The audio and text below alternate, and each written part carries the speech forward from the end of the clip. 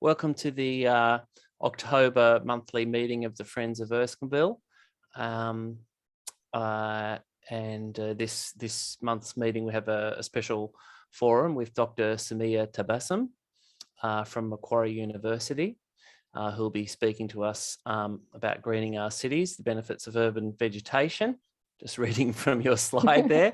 But I think some of the topics that you're going to talk also about are including things like, the tree species and how we can benefit urban cooling, natives and exotics, things like that. So we're all really looking forward to it. Thank you to everybody who's joining us. We've got a few of the regular committee members. There's Isabel McIntosh, and Julie Moffat and myself, who are on the Friends of Erskineville committee.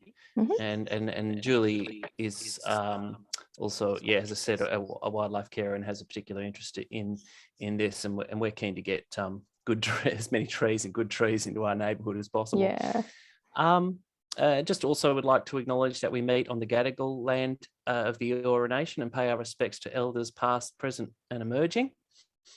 And I would like to also welcome any Aboriginal people present in this meeting. I think the way we're going to run things roughly is Samiya will talk for however long she would like her presentation to run, and then we'll follow that up with a Q&A, which maybe when we get to that stage, you could just indicate that you'd like to speak by typing your name into the chat box, and we'll take people one at a time. And, maybe we can be finished in an hour or so or sooner, so by 8:30, I guess.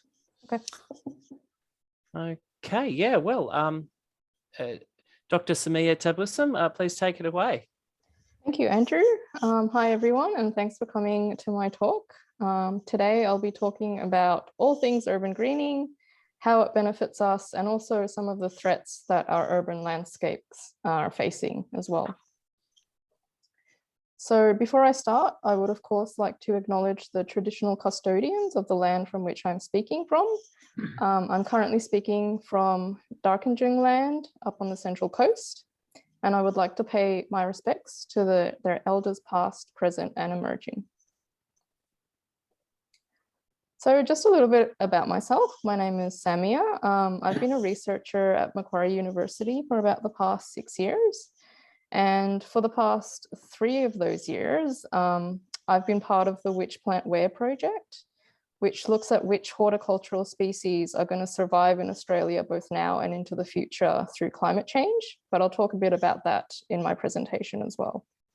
And before that, before I was involved with Which Plant Where, I've been involved in a lot of just general research in the realm of plants, basically. I've done like 4 years of research looking at invasive species. I've also had some experience looking at plant dispersal and competition and drought tolerance and physiology. So I've just been sort of wherever I could possibly go, however much knowledge I've been able to get, I've just absorbed it. And I feel like that sort of really helped me as a researcher. I feel like I sort of can bring like a lot of new perspectives onto the table with my colleagues. Aside from plants, I'm actually really passionate about reptiles. I have 8 lizards myself at home. And I'm also, because we've just recently moved to the Central Coast and we're sort of surrounded by bush, I'm really getting into bird watching and trying to identify all the species that are around us as well. And I'm really enjoying that too. So for the beginning of the talk, I just wanted to touch a bit about climate change and how it's going to affect our urban landscapes. And I think it's really, really important that we sort of know some of the statistics behind it. So the latest climate report from the CSIRO has said that Australia's climate has actually warmed by around 1.5 degrees since the records began in 1910. But when you think about 1 degree warming, like it really doesn't seem like it's that much, in the grand scheme of things. 1 degree really doesn't feel that different, does it? But just 1 degree of warming is actually really important because just 1 degree actually shifts the means of the temperatures that we experience. So by that, I mean, in the future, if the climate continues to keep getting warmer, we're just going to have even more hotter days and even less cooler days. And the hot days that we do experience, they're just going to become even hotter. And the cool days that we have, they're actually going to become a lot warmer. And just these small changes in climate already have caused some very noticeable and catastrophic changes in the climates of our major cities in Australia. So we already know that the heat waves that we're experiencing, they're becoming a lot hotter, they're lasting a lot longer, and they're happening definitely a lot more frequently.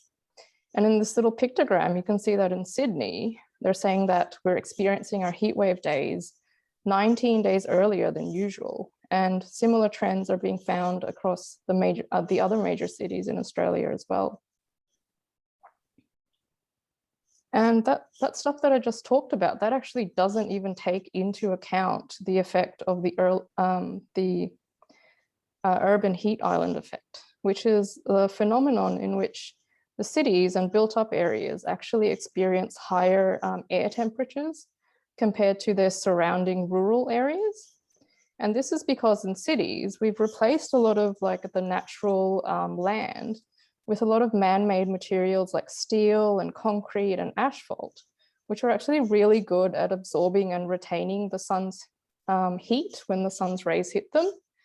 And this heat is then dissipated into the surrounding environment, usually late in the afternoon, causing these very noticeable and massive spikes in temperature in the afternoon compared to rural areas.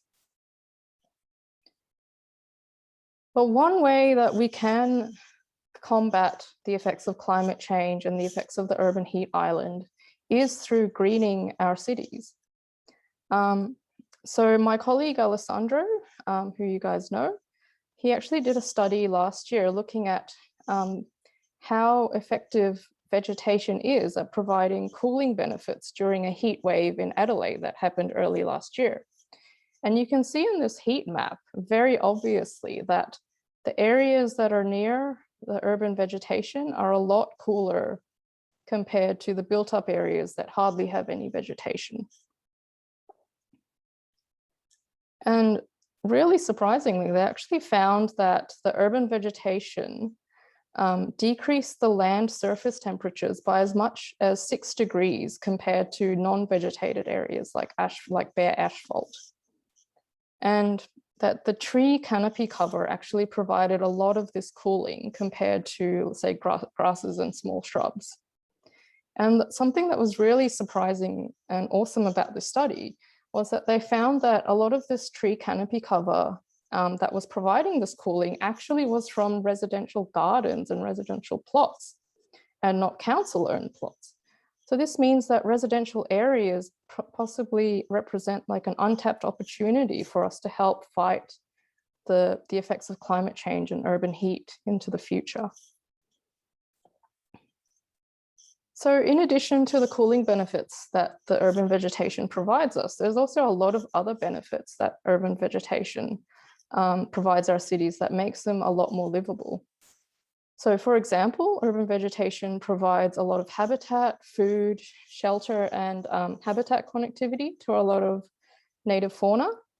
Many iconic Australian species can be found using a lot of our urban vegetation, such as cockatoos, possums, blue tongues, and even koalas sometimes. And when natural disasters such as bushfires occur, urban vegetation can often provide much needed refuges for these native wildlife to reside in until they can actually return to their homes in the bush. Urban vegetation removes carbon dioxide from the atmosphere through the process of photosynthesis. And this carbon is then essentially used by the plants to grow, and it's locked up within the plant so that it doesn't contribute to climate change. And that process is known as carbon sequestration.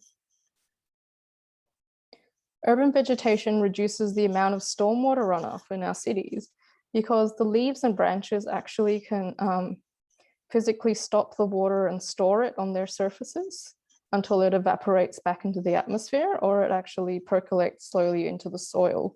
So that reduces, significantly can reduce the chances of flooding occurring in our cities. And urban vegetation significantly reduces the noise from our roads because it acts as a buffer if planted between homes and roads. Urban vegetation also removes a lot of harmful particulates in the air, such as dust and ozone and carbon monoxide. So they make our cities a lot more breathable for us. And lastly, having lots of urban vegetation around us improves our mental health. It reduces stress. It improves our connection with our community.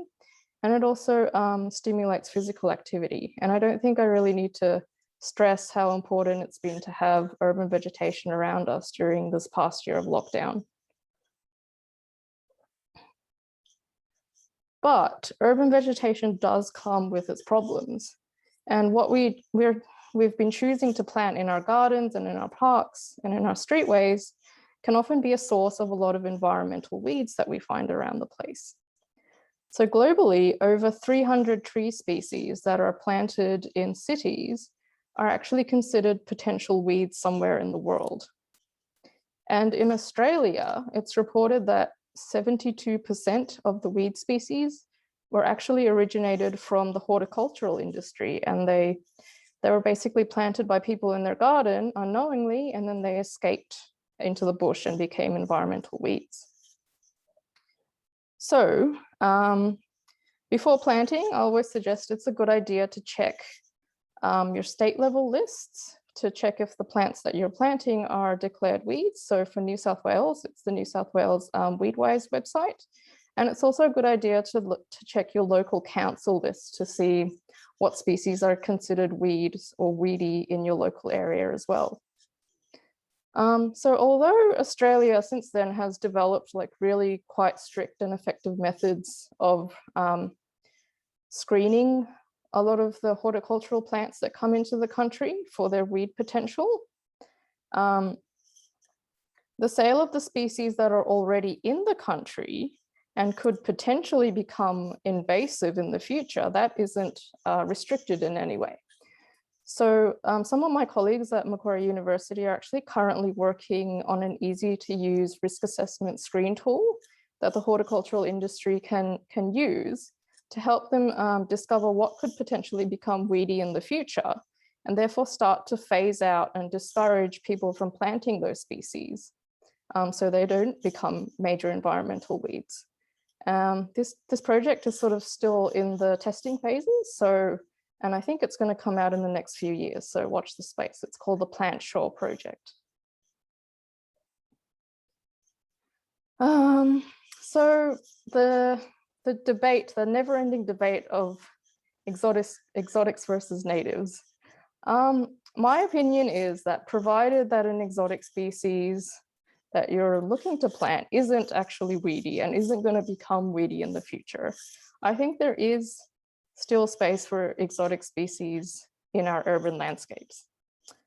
I think the exotic and native debate is still very lively and people obviously have very strong opinions on it, but I don't see it as a black and white argument.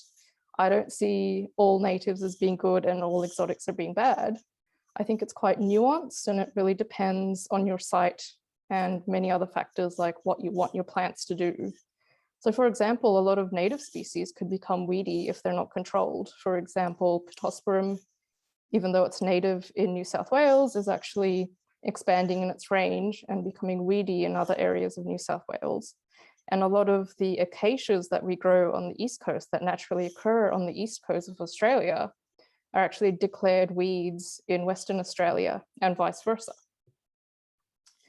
So one example in which you might preferentially want to plant exotic species is if you're looking to harness the power of the sun in terms of heating your house. So this diagram here is showing sort of the ideal kind of scenario if you want to plant trees around your house. It's called the solar arc formation.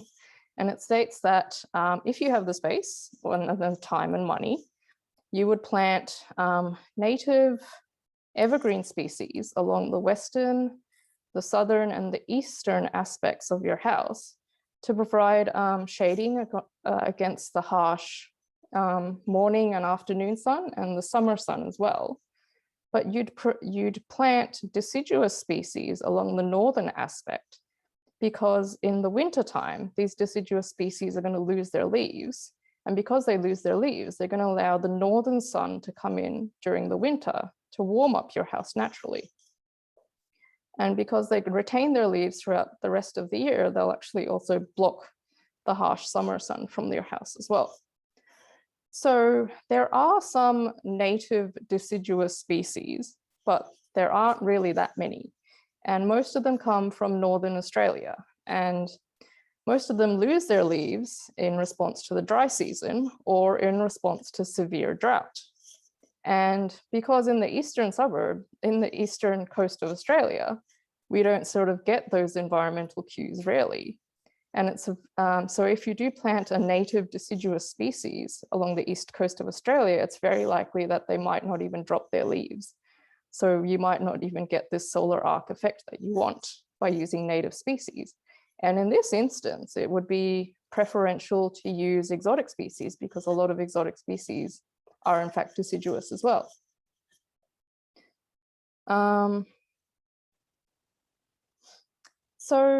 Because I've sort of had some training in classical ecology, that's sort of where I started. I kind of bring a lot of those thoughts into my work in urban ecology at the moment. So I think what we need in terms of the native and exotic debate is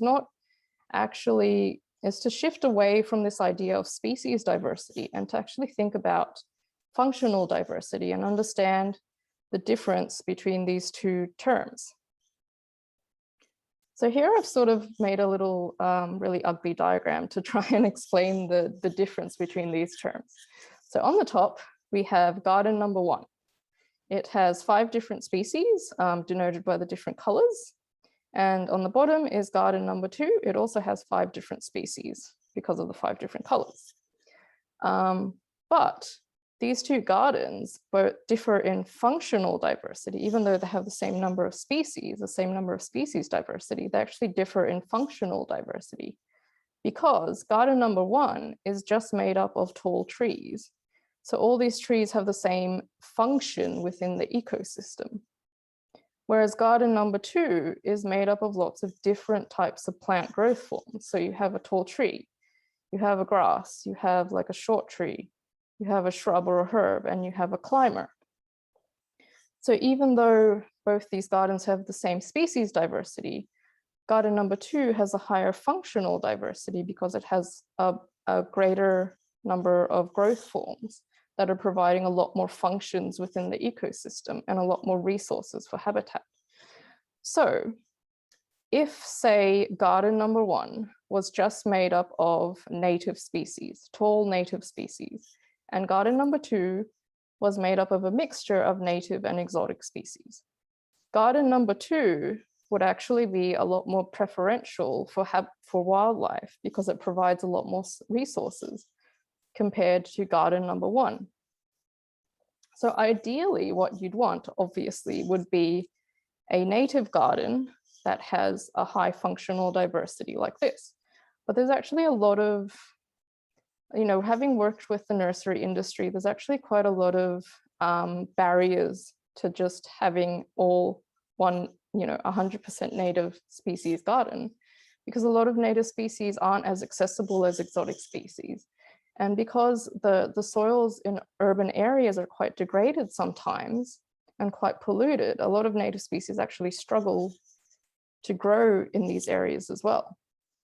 So my thought on the debate is if you have space for a plant or a tree to grow, it's better to have a tree there. Ideally it would be native, but if you can't make it native, then you should plant an exotic tree, because a tree somewhere is better than not having a tree at all, in my opinion. But that's just my opinion. I'm happy to discuss this further at the end of the talk if you want to discuss this. So this idea of species diversity and functional diversity sort of leads a bit nicely into how we can actually make our urban green spaces a lot more attractive to wildlife and make them a lot more wildlife friendly.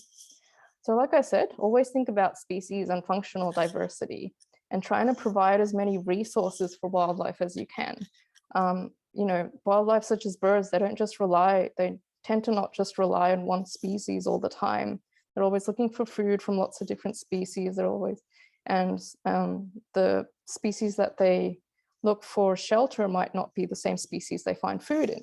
So wildlife need a lot of species to help them live and to survive and thrive. Another thing that is important to think about when designing green spaces is also structural diversity. So using a lot of different plant species with different growth rates and different maximum heights and widths. So you can create like very distinctive lower layers, mid layers, and upper story layers to make your urban green spaces a lot more complex.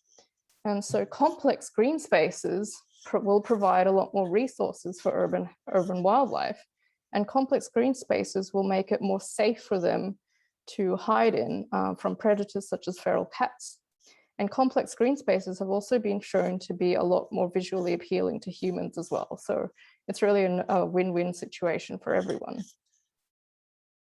And also another thing to consider is also age diversity as well.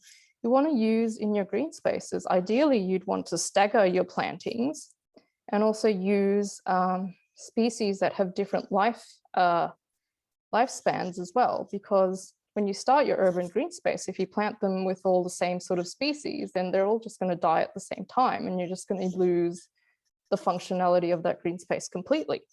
So it's a good idea to stagger your plantings and have plantings of plants of different life forms to stop that from happening.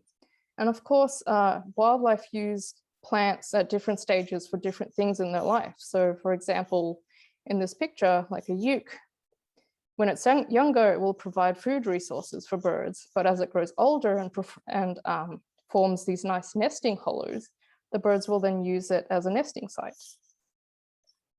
And it's also really important to think about landscape connectivity and how your urban green space might fit into the bigger picture and how it connects with other green spaces. So connectivity is, between green spaces is very important, as it allows safe passage for native fauna to travel between foraging and nesting sites, for example.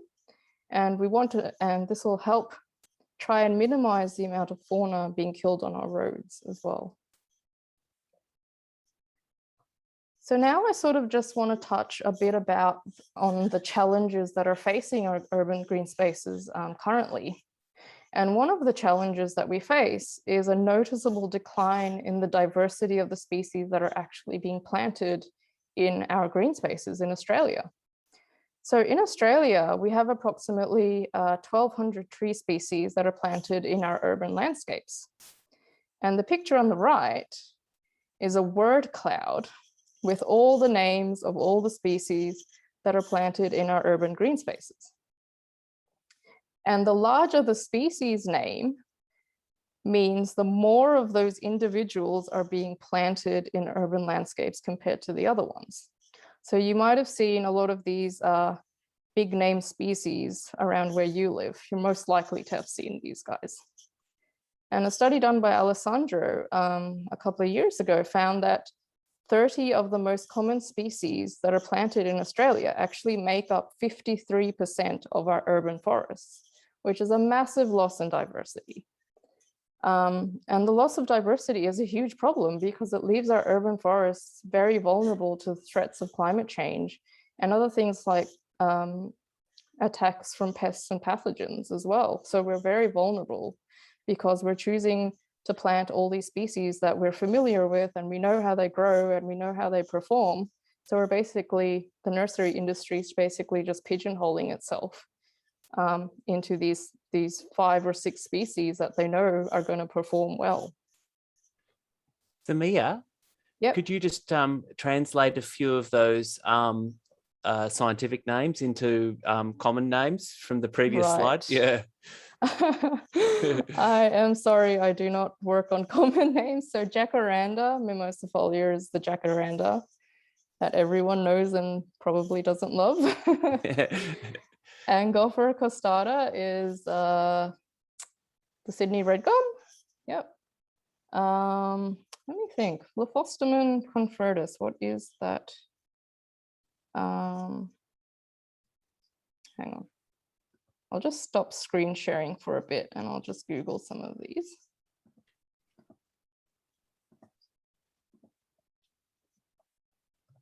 Brush box. Convertus, is it called brush box? Yeah, Lophostomen convertus. Common names include brush box, Oh, Queensland yes, box, yes. Brisbane box. Yep, Okay. you're right. I have the ability to look this up myself. Sorry, but no, that was It's all right. yeah. Sorry, thank you. No, Pyrus caloriana is the calorie pair. It's quite common. Prunus cericifera. I think it's that purple leaf prunus that is planted everywhere.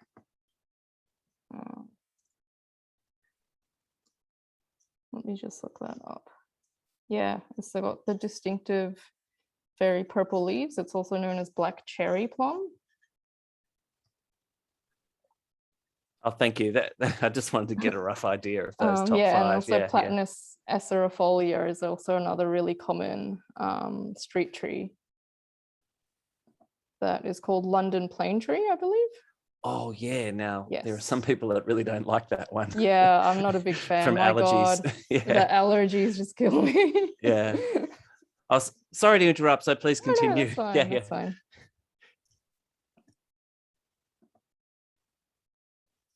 Hold on, let me just go back to presenter. Yep. So another threat that's also facing our urban green spaces, unfortunately, is overdevelopment and this kind of growing and I think quite unjustified sense of tree fear that a lot of people are developing. So last year, I was actually involved in a project that was funded by the Department of Education, looking at developing practical solutions to actually increase the amount of shade that is available in our public schools. So we did a case study at Parramatta East Public School, and we went around and measured, we identified the tree species that they had, and we measured tree canopy cover and found that they had a whopping 16% canopy cover, which is absolutely outrageous. And you can see that very visibly see the effect of this terribly low canopy cover is having on the land surface temperatures of Parramatta East Public School. So in this picture on the left, this isn't actually grass, this is astroturf. And the heat map is showing that it's getting up to 70 degrees in the middle of the day. Like, can you imagine if your kids sat on that or touched that? They would get first-degree burns. The courtyard is completely bare. It's also really, really hot. But you can see very clearly under the shade of the tree how much more cooler and more comfortable it is compared to all these exposed man-made areas. And I just wanted to show you this picture on the left that we had on the report that's showing all the trees around the school and estimating their tree canopy cover.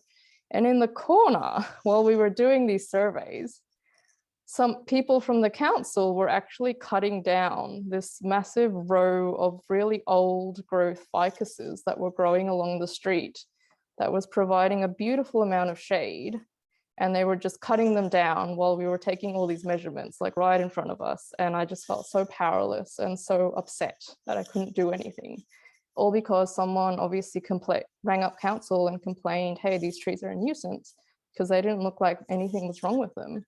And so they just removed this entire massive row of ficuses. And it just made me really sad.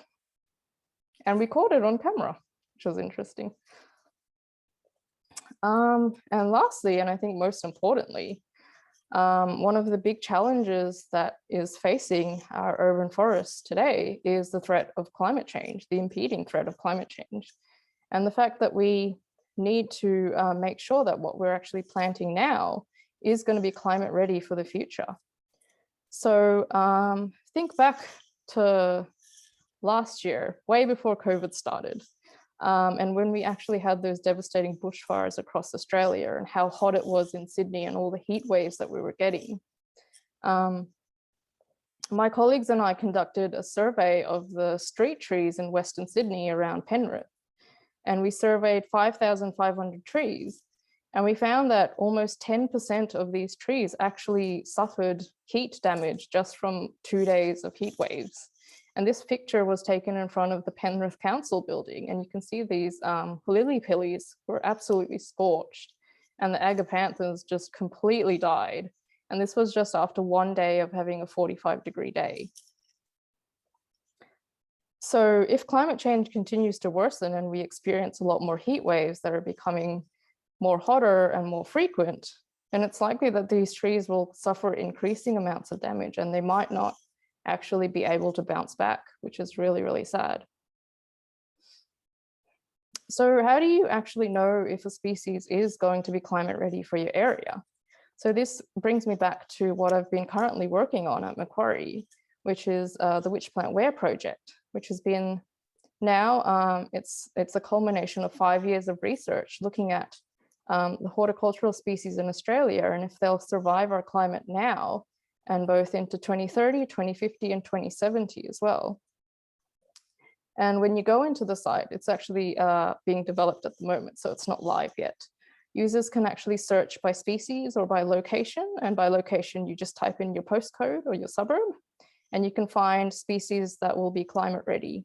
And it also contains a lot of information on species traits, such as tolerances to frost and drought and heat and stuff like that. So I just sort of quickly went to one of my favorite species pages, and I typed in Erskineville, and it's saying it's climate ready for 2030, 2050, and 2070, which is great. And you can also create species palettes, and it'll spit out a lot of indices for you, like whether what you've chosen is quite diverse in terms of species, whether it's going to attract a lot of wildlife, how much carbon it's going to store, and how much shade it's going to provide as well. So we're looking to launch this interactive tool by the end of the year, hopefully.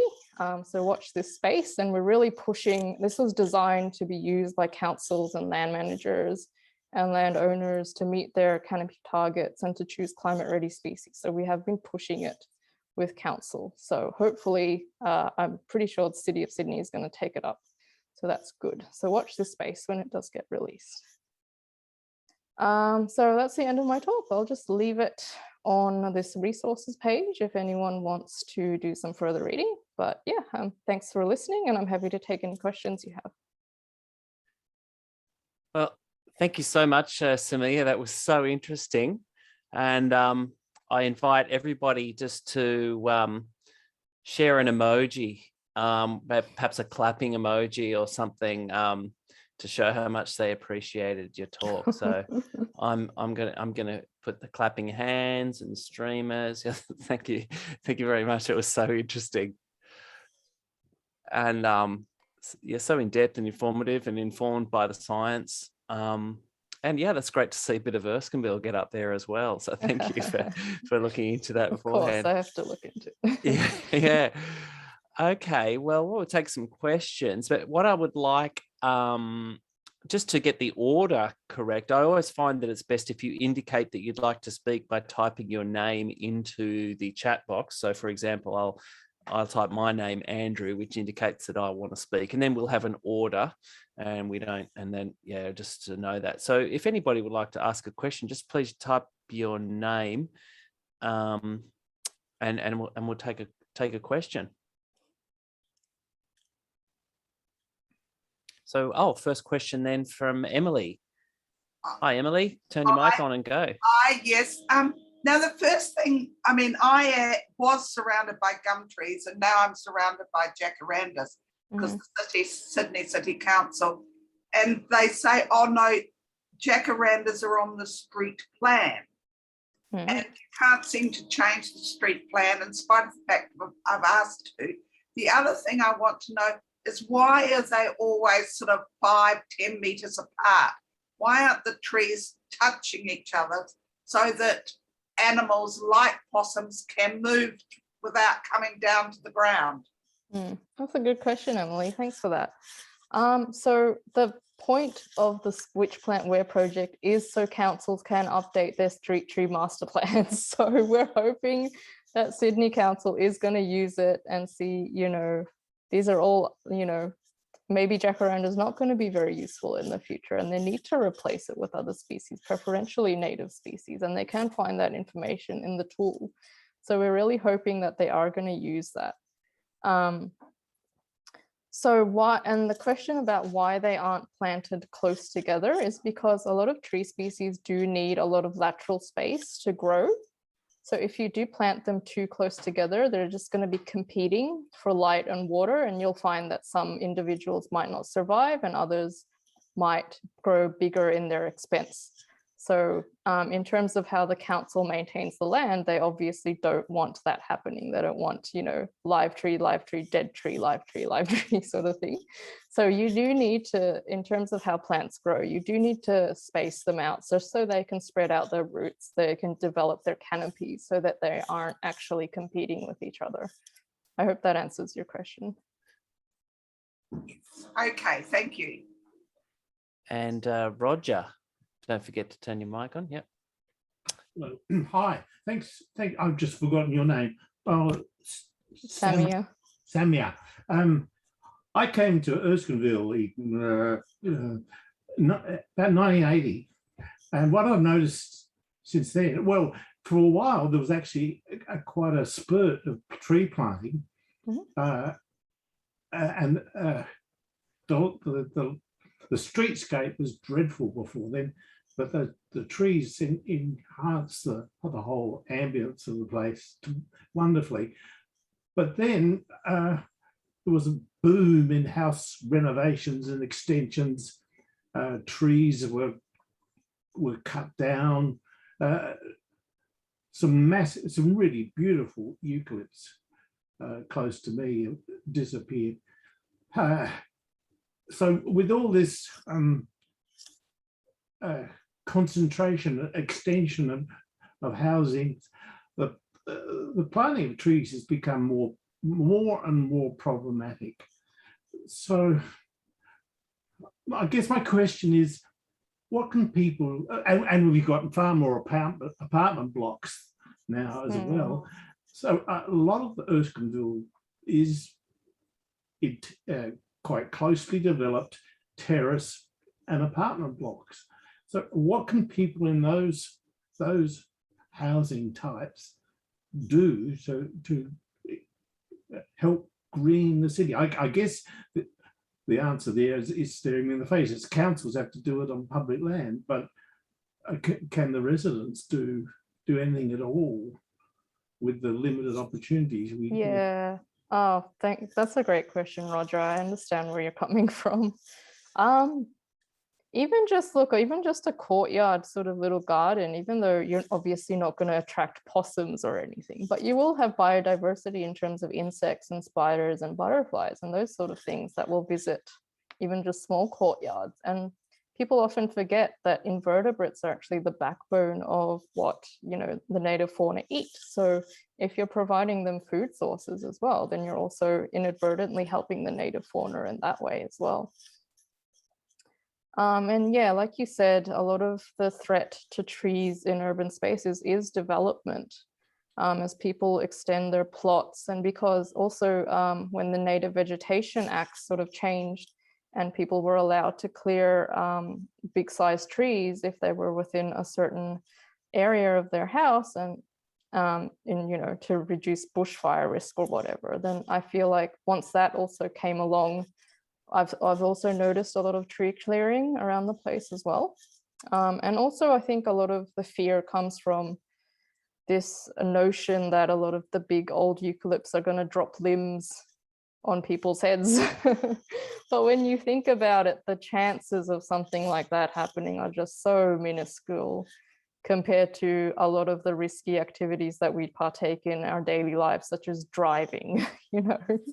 But since, you know, it's always mentioned in the news, if someone, you know, a branch falls on a tree, you'll always hear it on the news. It's always, therefore, the first thing in people's minds. It's called the law of suggestion. So therefore, people inflate the risk in their minds because they're always hearing about it in the news. So it's really sad. what's happening. Samiya, I've put myself down next. So here's my question. You mentioned 10% of trees in Penrith during the heat wave. I have noticed during heat waves in Erskineville that particularly in Sydney Park, I remember the whole row of kind of like a hedge type of plant became it died off. And so, yeah, that seems like to me to be quite a serious problem. Is there something that that can be done in the immediate, forecast of a heat wave or during it or straight after that can help to mitigate that? Yeah, for sure. So if you are looking to green your garden, it's a good idea to always mulch around your plants. And also, or if you want to go one step further, you can plant a living mulch by having an understory of herbs and ground covers as well to really help reduce the amount of water loss through evaporation.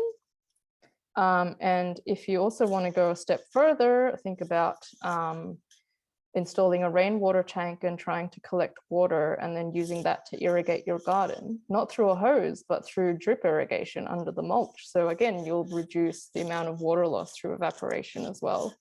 And if it is forecast to be heat wave conditions, it's also really important to ensure that your plants do have access to adequate amounts of water. So it's always a good idea to water your plants in the early morning if you are going to water them. So just so they have access to water throughout the heat of the day. And the water actually helps them keep cool, and so they don't crisp up during the heat waves. Okay. And if your plants do get a bit scorched, it doesn't mean that they're dead, they can recover. You just have to keep up the watering. We've also found that application of biostimulants such as sea salt really help plants to withstand drought and also recover after drought.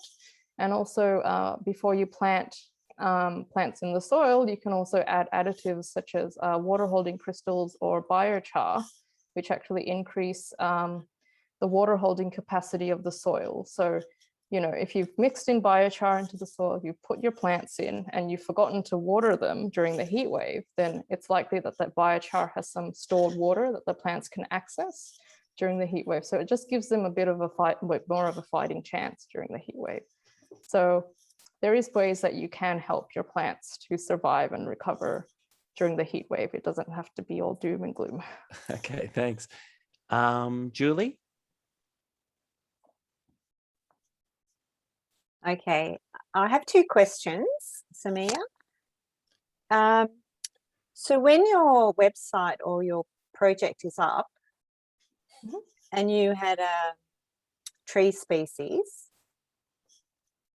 what interests me, because we are in a kind of dense environment with residents, will there be sort of something that can give you a guide on the root system so that you're not kind of going towards damaging, neighboring walls or fencing? I just, because that to me is kind of important. If the tree grows nice and big, which is great, but will there be something about the root system so you can understand what you're planting, right, and where the roots will go?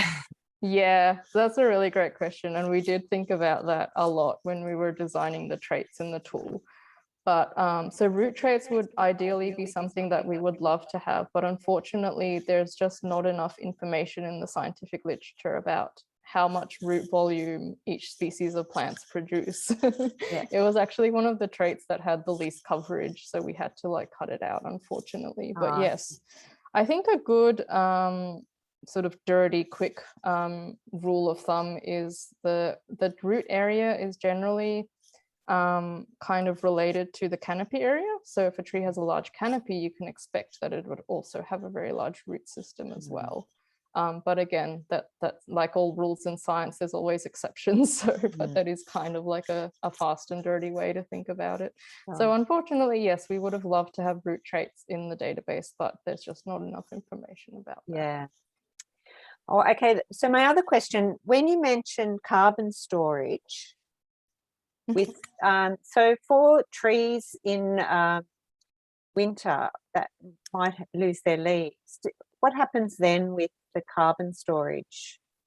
So when a tree loses its leaves, or if it's a deciduous tree, if it loses its leaves in the winter, it basically essentially shuts off all its systems. So it's not photosynthesizing. So therefore it's not sequestering that carbon. So the carbon storage isn't actively going up. It's sort of just remaining in that state until it flushes its leaves in spring, and then it begins storing carbon again. Okay. So does that have a different impact on the whole area if there are a lot of deciduous trees? Not so much, I don't think. So apologies, I'm not a plant physiologist, but I believe that carbon storage is to do with more to do with how big a tree gets rather than whether it's deciduous or evergreen. So the larger a tree grows, obviously the more carbon it's going to be able to store within its lifetime compared to, say, a smaller shrub. Great. Okay, thanks. That's great. Jack?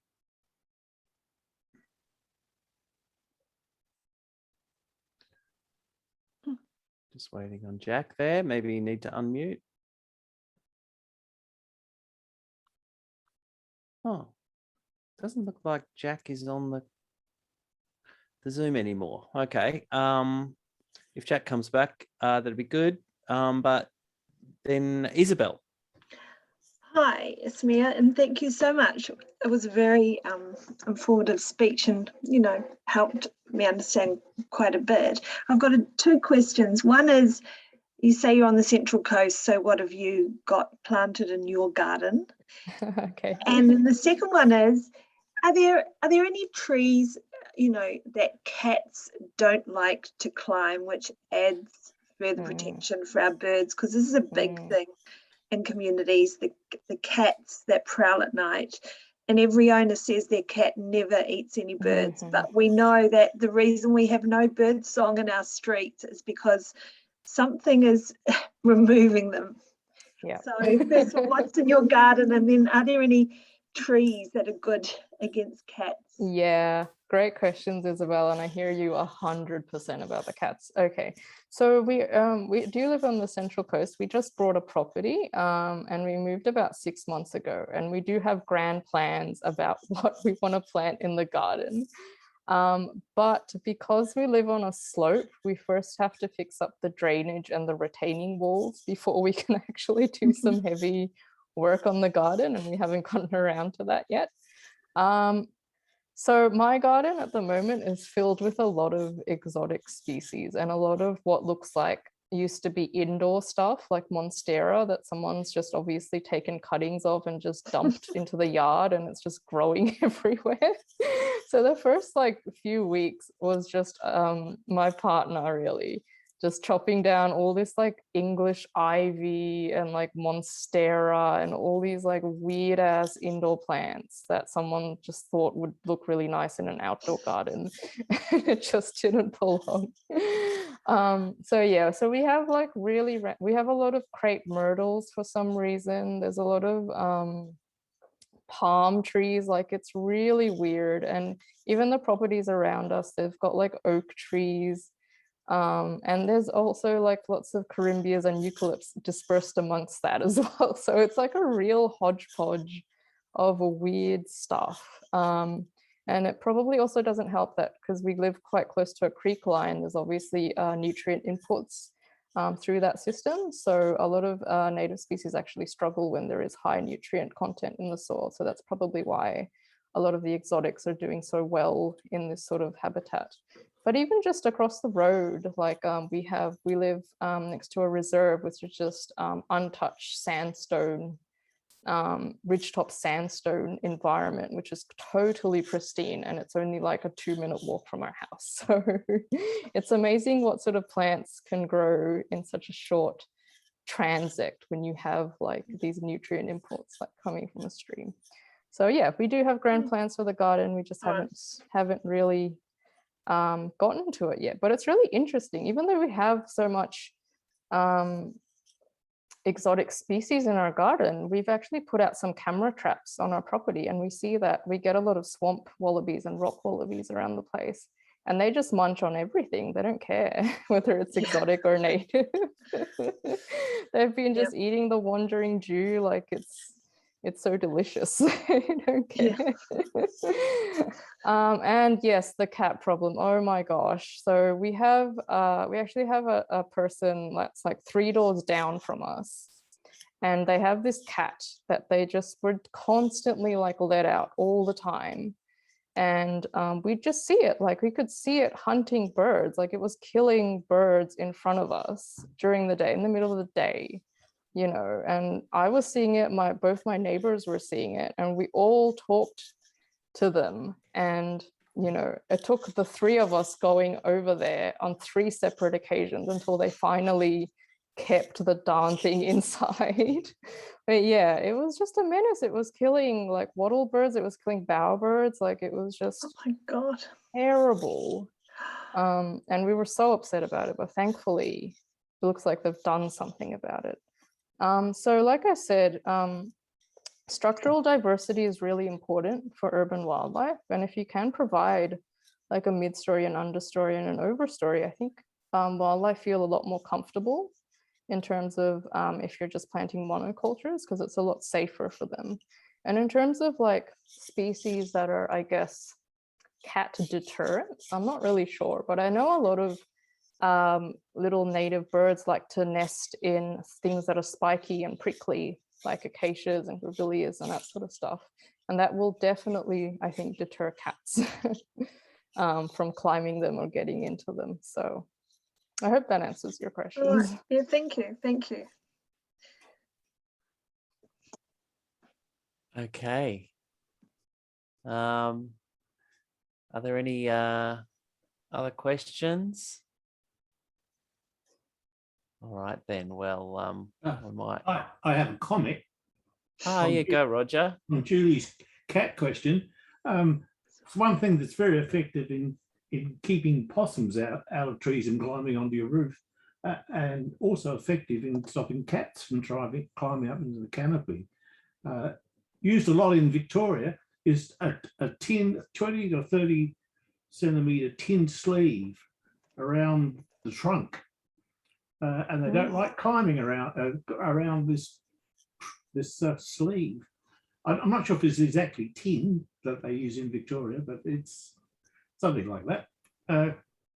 Simple, effective, not all that unsightly. Roger, I've even seen some of these sleeves around trees in the domain. Yeah, and I wondered what that might be for. Samiya, would you know? Yeah, why? I thought it was for possums. Yeah. So, but is that because that's like a non-native tree and it gets damaged by possums and they're trying to keep them out? I mean, this is right in the middle of the domain. Yeah, so I think a lot of the trees in the domain are quite old, so obviously they don't want them to be ravaged by possums, and they could potentially lose them. So I think it's just to protect the trees. I don't think it really matters what species they are. They just don't want to lose anything. That's a which big makes sleeve. Right. I know that the botanic gardens, have like a lot of trouble with the fruit bats when they come and roost, because the way that they roost actually destroys the growth of the trees, and they've lost a lot of their old trees because just of the sheer number of fruit bats that come and roost there. So they're trying to actively kind of move them along, I guess, is a polite way to say it. Right. Okay. Well, that was just absolutely fascinating, Samiya, and we've got a lot to learn about, and I think that with that, which tree where, what plant which plant where, we'll link that, and we'll sort of make people aware of it to help guide their plantings, and that's a great example of how your research is helping people around Australia. Thank you. Thank you so much for having me, and it was lovely to engage with you guys and answer your questions. It was a really lovely discussion. Thank you so much. Yeah. Thank you for all your time. No problem. Okay, thank you, everybody. We'll finish up there, and yeah, Thank you. see some of you in our next monthly meeting in November. Thank you. Bye. Bye.